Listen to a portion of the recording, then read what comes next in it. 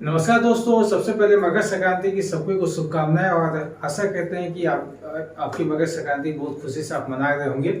तो आज का जो वीडियो मैं स्टार्ट करने वाला हूं, ये वीडियो की टॉपिक जो है काफ़ी इंटरेस्टिंग टॉपिक है, क्योंकि जब कभी भी आपने किसी भी मोटिवेशनल स्पीकर को सुना ही होगा कि आप जो है कोई एक नया बिजनेस आइडिया लेके आइए तब जाके आपका बिजनेस डेवलप करता है। लेकिन ये जो चीज़ें हैं, ये बातें जो है कहीं ना कहीं अपने आप में बहुत ही गलत है, क्योंकि अगर हो सकता है कि आपके पास में कोई नया आइडिया नहीं हो तब आप क्या करें, तब क्या कोई आप बड़ा बिजनेस नहीं खड़ा कर सकते हैं।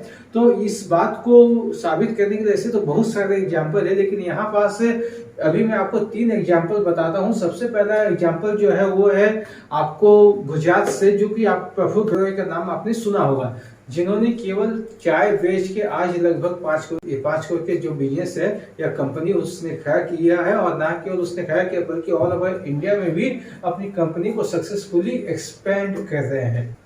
ना दोस्तों, जो दूसरा एग्जाम्पल है वो एग्जाम्पल मैं प्यारे खान जी का लेना चाहता हूँ, जो कि नागपुर के प्लेटफॉर्म में केले बेचते थे, या फिर कभी उन्होंने ऑटो चलाते थे नागपुर के रोड में। लेकिन आज उन्होंने वही ट्रांसपोर्ट, जो ऑटो चलाते या ट्रक चलाते, वही ट्रांसपोर्ट का इस्तेमाल करके उन्होंने अपनी 500 से 600 करोड़ की संपत्ति खरीद की है।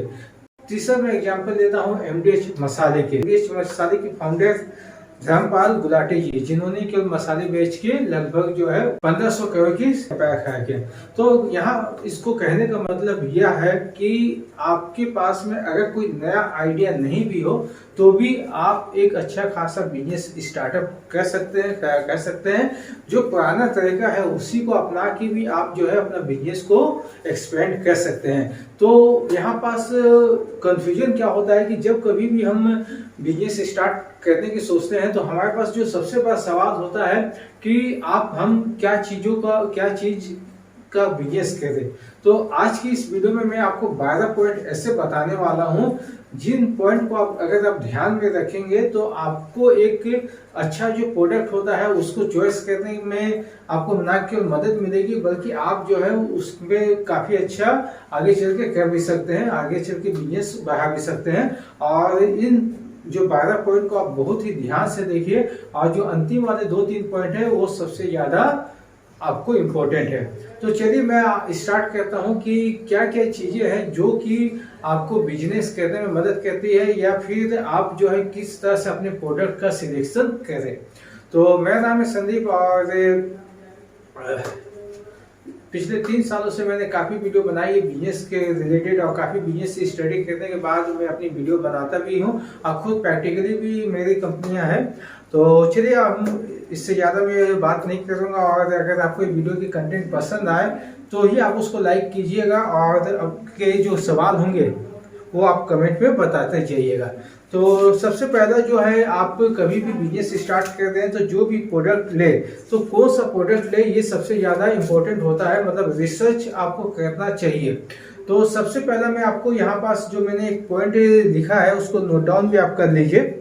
तो दोस्तों, जब कभी भी आप अपना बिजनेस स्टार्ट कर रहे हैं तो या तो आप कोई प्रोडक्ट या तो आप कोई सर्विस को चॉइस कर देंगे। प्रोडक्ट का मतलब होता है कि किसी सामान के या तो आप मैन्युफैक्चरिंग कर रहे हैं या किसी सामान को बेच रहे हैं, या फिर आप सर्विस का मतलब होता है कि आप कोई सेवा दे रहे हैं। ये जो सेवा होती है किसी भी टाइप की होती है। सेवा का मतलब बहुत कुछ होता है, जैसे कि आज आपने देखा होगा कि जोमेटो है, जोमेटो एक सर्विस देती है कि आपका जो पार्सल होता है, जो आपका खाना होता है वो आप तक पहुंचाती है, उसके बदले में कुछ पैसे देती है। वही पास जो प्रोडक्ट होता है, प्रोडक्ट वो खाना होता है। तो आप पहले डिसाइड कीजिए कि आप जो चीज कर रहे हैं वो आपकी क्या है, प्रोडक्ट है या सर्विस है। ठीक है, तो इस चीज को आपको रिसर्च करना पड़ेगा कि आपने क्या किया है, सामान बेच रहे हो या फिर सामान बना रहे हो, या फिर आप किसी को कोई काम में मदद कर रहे हो। ठीक है, आपने ये डिसाइड कर लिया कि आपका क्या है। तो यहाँ पास में जो सबसे पहला पॉइंट आपको बताना चाहता हूँ कि जब कभी भी आपने कोई बिजनेस स्टार्ट किया है तो दोस्तों आपका जो बिजनेस है सॉल्यूशन मेकिंग बिजनेस होना चाहिए। मान लीजिए कि कोई प्रॉब्लम है किसी को, जैसे अभी मैंने बताया कि जोमेटो का एग्जांपल दिया कि अगर आपके घर में आपकी इधर बारिश हो रही है लेकिन आपको खाना होटल से मंगवाना है तो वो आपके लिए एक प्रॉब्लम है, तो वहां पास आपको सॉल्यूशन जो है जोमेटो दे रहा है। इसी तरह से काफी ऐसी चीजें होती है जहाँ पास लोगों को समस्या होती है और उस समस्या का हल आप निकाल के देते हो। तो वैसा जो काम है, वैसा काम को हम लोग क्या बोलते हैं, सॉल्यूशन मेकिंग बिजनेस। तो अगर आपका जो बिजनेस है वो किसी भी तरह की इस प्रॉब्लम का हल दे रहा है, प्रॉब्लम का सॉल्यूशन दे रहा है, तो आपका वो बिजनेस आगे चल के बहुत ही डेवलप करेगा। ठीक है, तो आपका ये चीजें आपको क्लियर हो जानी चाहिए कि पहला पॉइंट है कि आपका जो बिजनेस है, आपका जो गुड्स है, आपकी जो सर्विस है, वो किसी समस्या का लोगों को हल दे रही है ना। दोस्तों नंबर 2 में आता है डिमांड, जो मैंने यहाँ पास लिखा है। डिमांड क्या होता है दोस्तों, यहाँ पास मैं एक एग्जांपल आपको देता हूँ कि आज सपोज कीजिए कि आपके पास आपको एक फोन लेना है, तो आप स्मार्टफोन ही लोगे, ठीक है। लेकिन अगर मैं आपको बोलूँ कि आप जो है नोकिया का बेसिक फोन लीजिए, तो आप नहीं लोगे। क्यों नहीं लोगे? क्योंकि वो आपका कोई काम का ही नहीं है। डिमांड आज का क्या है, अगर आपका डिमांड आज स्मार्टफोन का है, कम पैसे में ज्यादा फीचर्स वाले फोन का है, तो आप जो है कभी भी उसकी जो बेसिक चीज है वो आप नहीं लोगे। जैसे यहाँ मैंने एग्जांपल नोकिया का दिया, तो आप ये चीज जानो कि जो प्रोडक्ट या सर्विस आपने स्टार्ट किया है बेचने के लिए, उसकी मार्केट में डिमांड क्या है। अगर मार्केट में, आप एक और एग्जांपल लेता हूँ, सपोज कीजिए अगर कोई दारू दुकान है और उसके बगल में आपने चाय दुकान खोल दिया, तो मैं आपको बताता हूँ चाय दुकान नहीं चलेगा, क्योंकि दारू दुकान के बगल में चाय दुकान की कोई वैल्यू नहीं रहती है। तो आपको देखना है कि ये जो बिजनेस या सर्विस आप स्टार्ट कर रहे हो, उसकी डिमांड उस जगह में क्या है, तभी जाके चलेगी। अगर मान लीजिए बहुत छोटा सा गांव है, वहां जाके किसी ने ओला जैसा बिजनेस खोल दिया, ठीक है, ओला कैब जैसा बिजनेस खोल दिया, तो वहां तो आने जाने का कोई है नहीं, तो वहां तो कोई मतलब ही नहीं बनता। लेकिन वही ओला कैब जो शहर है, वहां पास आराम से चलती है, आराम से पैसे कमाती है।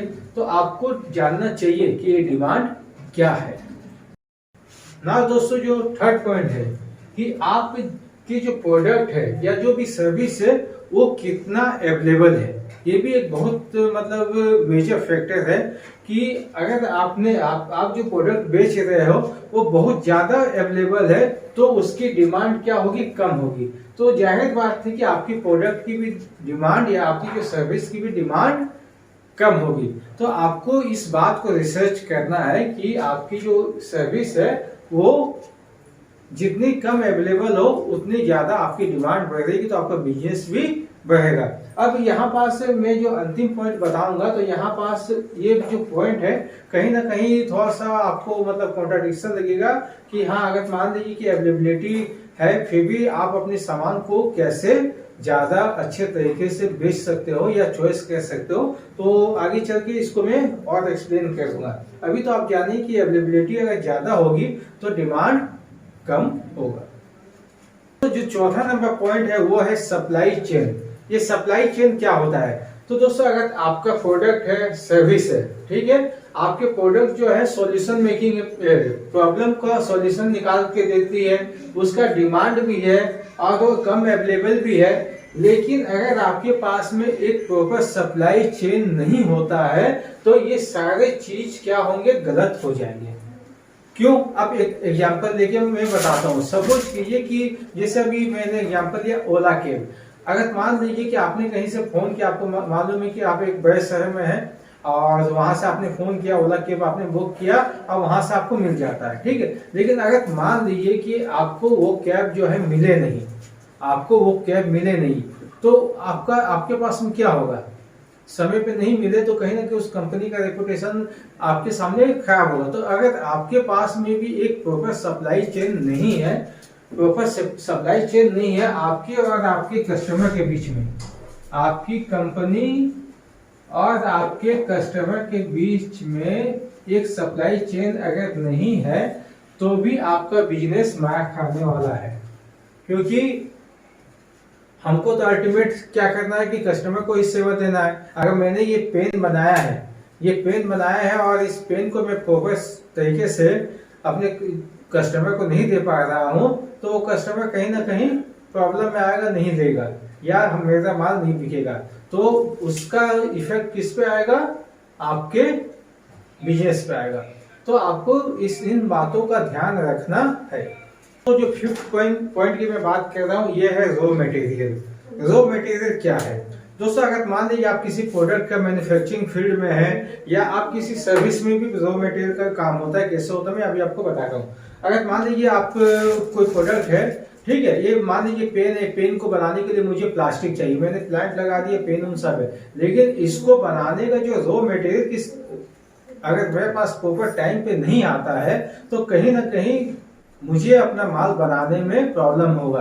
अब मैं सर्विस की बात करता हूँ, जैसे एक सर्विस होती है मेन पावर सप्लाई की सर्विस। आप लोगों को, आप दूसरे काम के लिए लोगों को क्या कहते हैं, नौकरी से देते हैं और उनको वहाँ सप्लाई करते हैं। जैसे मजदूर को आपने देखा होगा, कोई ठेकेदार क्या करता है, मजदूर लेके आता है, आपके यहाँ काम पे लगाता है, फिर लेके जाता है। तो अगर मजदूर नहीं रहेंगे तो उस ठेकेदार का भी काम नहीं होगा। तो ये जो रॉ मटेरियल होता है कि अगर आपने बिजनेस स्टार्ट किया है तो आपके पास में रॉ मटेरियल कहाँ से आएगा, कैसे आएगा, कितना उसका कॉस्ट होगा, वो अवेलेबल कैसे है, ट्रांसपोर्टेशन कैसे लगता है, ये सारी चीजों को आपको बहुत ही बारीक से जानना होगा।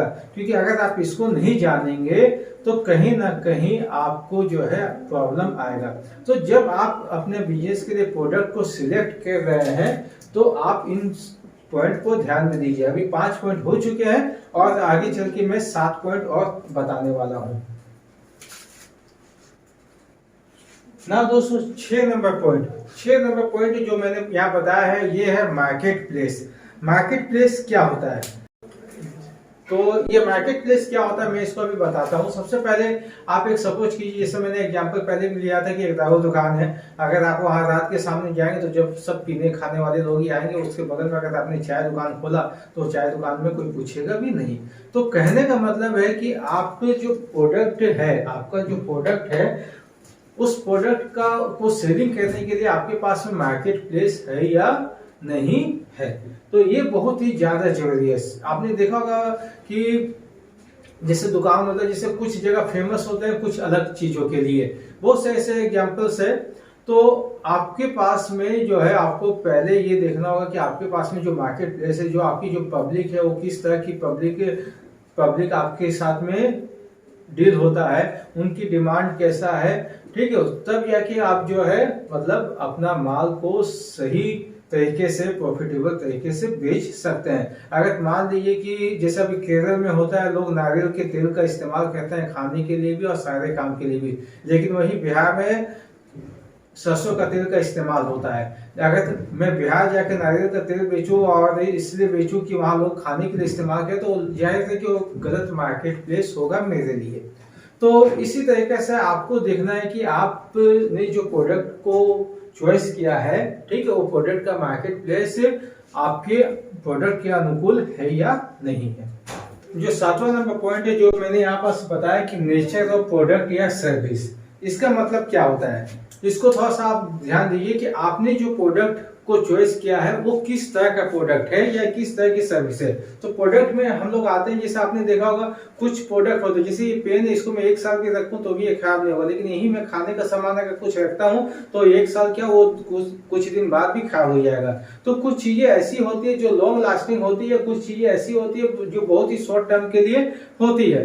तो इसको आपको जानना इसलिए जरूरी है जब आप बिजनेस स्टार्ट कर रहे हैं, क्योंकि अगर आपका नेचर प्रोडक्ट लॉन्ग लास्टिंग है तो आपको उसको स्टोरेज करने में क्या होता है कि कम खर्चा लगता है और कम मतलब सब कुछ होता है, प्रॉब्लम कम होता है। लेकिन अगर आपका जो नेचर प्रोडक्ट क्या है कि बहुत जल्दी पेरिशेबल है, खराब होने वाला प्रोडक्ट होता है, ठीक है, तो कहीं ना कहीं वो आपको नुकसान करता है और आपका जो है वो प्रोडक्ट जितनी जल्दी सेल नहीं हो तो आपको उतना ज्यादा प्रॉब्लम करता है। तो कहने का मतलब है कि आपने अगर बिजनेस स्टार्ट किया तो अपने नेचर ऑफ प्रोडक्ट को बहुत ही ध्यान में दीजिए, क्योंकि इसके हिसाब से आपको आगे स्टोरेज का अरेंजमेंट करना होगा और इस सामान को जितनी जल्दी बेच के निकालने का सोचना होगा। आपने देखा होगा जैसा अगर मान लीजिए आपको मिठाई दुकान है तो मिठाई या खोआ का मिठाई 1 दिन 2 दिन से ज्यादा रहता नहीं है, लेकिन अगर तो उसको एक महीना अगर हम रखेंगे, 10 दिन के रखेंगे तो वो कोई यूज का नहीं होगा, बेकार हो जाएगा। तो या तो हमको उसको बेच के निकालना होगा या फेंकना होगा। वही अगर मान लीजिए एक कपड़ा है, अगर इसको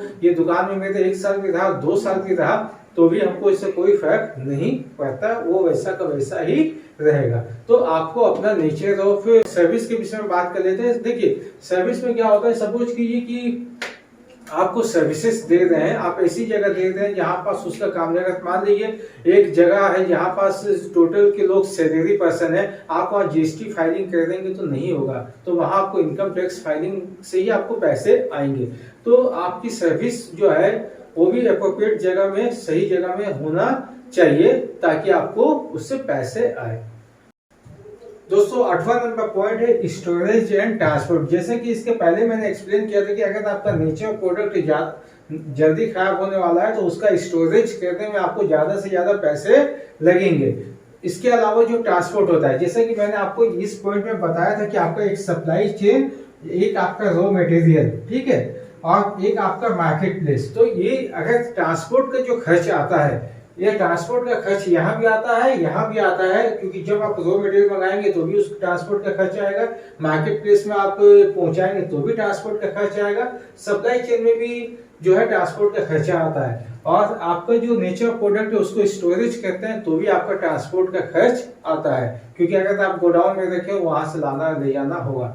तो आपके प्रोडक्ट जो है, आपके प्रोडक्ट में कितना स्टोरेज में खर्च आता है, कितना ट्रांसपोर्ट में खर्च आ सकता है, ताकि उसका मेंटेनेंस कॉस्ट जो है वो आपको जानना, आपको मालूम चले। अगर तो मेंटेनेंस कॉस्ट मालूम होगा तब जाके आप जो है एक प्रॉफिटेबल प्रोडक्ट को सिलेक्ट कर पाओगे और एक प्रॉफिटेबल बिजनेस कर पाओगे। 9 नंबर पॉइंट है रिसोर्सेस। रिसोर्सेस क्या होता है? तो दोस्तों अगर मैं आपको बात कर रहा हूँ कि एक, अगर मान लीजिए कि सॉफ्टवेयर इंजीनियर है तो उसके लिए कंप्यूटर है, एक छोटा सा रूम में बैठने के लिए है तो उसके लिए काफी है, वो वहां से बहुत कुछ कर सकता है, सारा काम निपटा सकता है। लेकिन अगर मान लीजिए कि मेरी मिठाई की दुकान है तो मेरे लिए क्या है कि एक बड़ा जगह चाहिए जहाँ मुझे स्पेस चाहिए, बिजली चाहिए, पानी चाहिए, खाने के लिए टेबल कुर्सी चाहिए, है ना, सजावट चाहिए, बहुत कुछ ऐसा चाहिए।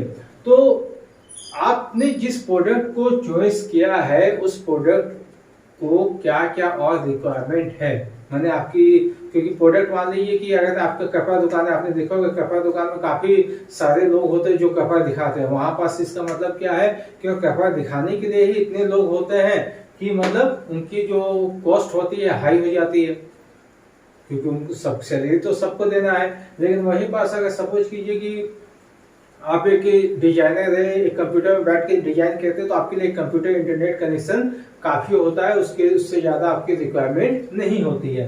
तो ये रिसोर्सेस को जानना बहुत जरूरी है।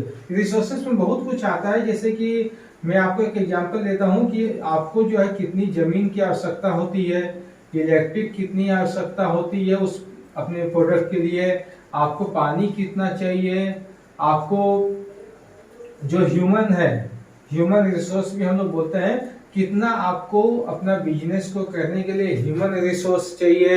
इसके अलावा हम लोग को कितने ह्यूमन रिसोर्स में काफी चीजें आ जाती है, जैसे सेल्स पर्सन आ जाता है, वेंडर्स आ जाते हैं, ठीक है। इसके अलावा हम लोग देखते हैं कि आपको फोन या इंटरनेट कनेक्शन, जिसके बिना तो आज तक अभी तक कोई काम बिजनेस होता नहीं है, फोन या इंटरनेट कनेक्शन कितना लगेगा, ठीक है। तो ये सब चीजों की जानकारी आपको अपने प्रोडक्ट के सिलेक्शन में होना बहुत ही जरूरी है। अगर नहीं होता है तो कहीं ना कहीं आप अपने प्रोडक्ट को सही से सिलेक्ट नहीं कर पाओगे और कहीं ना कहीं आपका जो बिजनेस है वो नुकसान। दोस्तों अब जो मैं बात कर रहा हूँ, जो 10, 11, 12, ये 3 पॉइंट ऐसे हैं जो बहुत ही जानना जरूरी है आपको, तो आप इसको बहुत ही ध्यान से देखिए।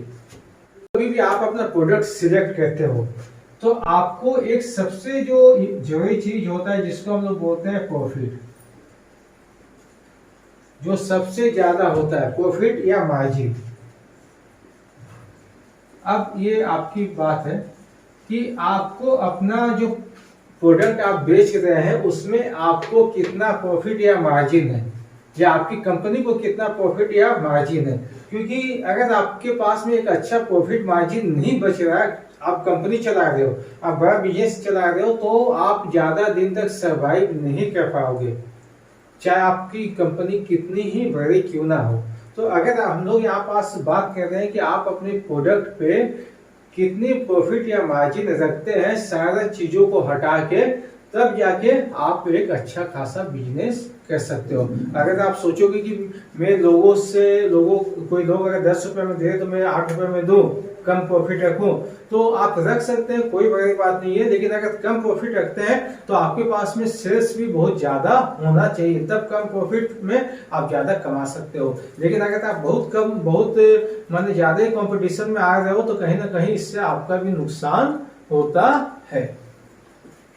ना दोस्तों 11 नंबर पॉइंट ये है मार्केट कॉम्पिटिटर। आपके पास में आप ही की जैसे काम करने वाले कितने कॉम्पिटिटर है, उनका क्या रेट है, उनकी सप्लाई चेन कैसी है, वो कहां से रॉ मटेरियल लाते हैं, ठीक है। इनके अलावा जितने भी पॉइंट को मैंने बताया है वो सब चीजों को आपको जानना जरूरी है, क्योंकि आप जो प्रोडक्ट का सिलेक्शन कर रहे हो वो प्रोडक्ट और कोई दूसरा भी तो बेच रहा होगा। तो अगर आपको इस बात की नॉलेज नहीं होगी, अपने मार्केट कॉम्पिटिटर की नॉलेज नहीं होगी, तो आप जो है प्रॉफिटेबल बिजनेस नहीं कर सकते। और अब जो लास्ट जो 12 पॉइंट बता रहा हूं इसको तो आप बिल्कुल जानिए, क्योंकि चाय तो सभी बेच रहे थे, लेकिन प्रफुल्ल भाई ने चाय बेचा तो करोड़ की संपत्ति या करोड़ का बिजनेस खड़ा कर दिया। तो क्यों? तो यहाँ पास मैं आपको ये पॉइंट आपको बताना चाहता हूँ, यूनिकनेस। अगर स्पेलिंग गलत होगा तो उसके लिए आप माफ कीजिए। दोस्तों यहाँ पास मैंने स्टार्टिंग में 3 एग्जांपल दिया था, प्यारे खान, प्रफुल्ल, गुलाटी साहब का। तो चाय तो सभी बेच रहे थे, लेकिन प्रफुल्ल भाई ने चाय को कुछ इस तरह से बेचा कि उनकी जो आज जो टर्नओवर है 5 करोड़ के ऊपर की टर्नओवर है, ठीक है। ऑटो सभी चला रहे थे, ट्रक सभी चला रहे थे, लेकिन प्यारे खान ने कुछ इस तरह से ट्रक चलाया कि आज उनकी जो कंपनी है आसमी ट्रेवल्स या आसमी ट्रांसपोर्ट है, जो आज 500 से 600 करोड़ की कंपनी बन चुकी है।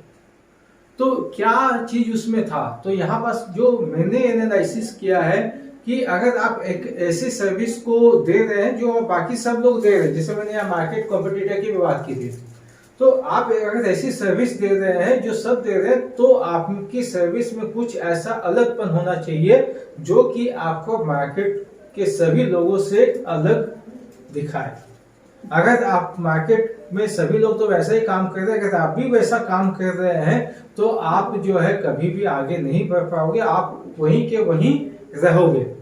तो आपको ये सोचना है कि मार्केट में लोग क्या दे रहे हैं और आपकी जो सर्विस है, आपकी जो गुड्स है वो क्या दे रही है। जैसे आपने देखा होगा, एग्जांपल लेता हूँ, आप हल्दीराम के नमकीन खाइए और दूसरी कंपनी के नमकीन खाइए। मैं किसी कंपनी का ऐड नहीं कर रहा, लेकिन मैंने जब भी खाया है तो हल्दीराम का जो टेस्ट है वो बिल्कुल ही अलग होता है बाकी सब कंपनियों के मुकाबले।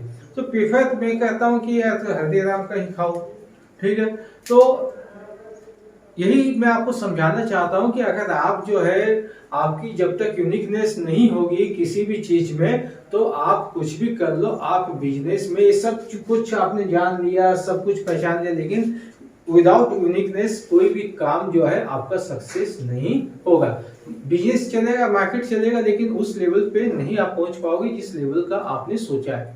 तो दोस्तों ये जो 12 पॉइंट है, ये 12 पॉइंट मैंने एक एनालिसिस करके निकाला। हो सकता है कि कहीं मेरी कुछ गलती हुई होगी तो कमेंट सेक्शन में बिल्कुल आप कमेंट में बताइएगा। अगर आपको ऐसा लगता है कि कोई पॉइंट मैंने यहाँ पास छूट गया है तो ये भी हो सकता है, तो मैं आप कमेंट सेक्शन में बताइएगा, तो मैं आपकी जितने भी पॉइंट जो छूटे हुए हैं उसको मैं नेक्स्ट वीडियो में कवर करूंगा। और ऐसे ही बिजनेस की जानकारी के लिए आप इस चैनल को सब्सक्राइब कीजिए। अगर आपको पसंद आए वीडियो, कंटेंट पसंद आए तो लाइक कीजिए, शेयर कीजिए। और इस चैनल, और अगर आपको कोई भी हेल्प चाहिए तो नीचे में नंबर दिया हुआ है, आप उस नंबर पे भी कॉल करके ले सकते हैं कोई भी गाइडलाइन। तो चलिए मिलते हैं नेक्स्ट वीडियो में नई जानकारी के साथ। तब तक के लिए आपका दिन शुभ, आपको और आपकी फैमिली को मकर संक्रांति की शुभकामनाएं।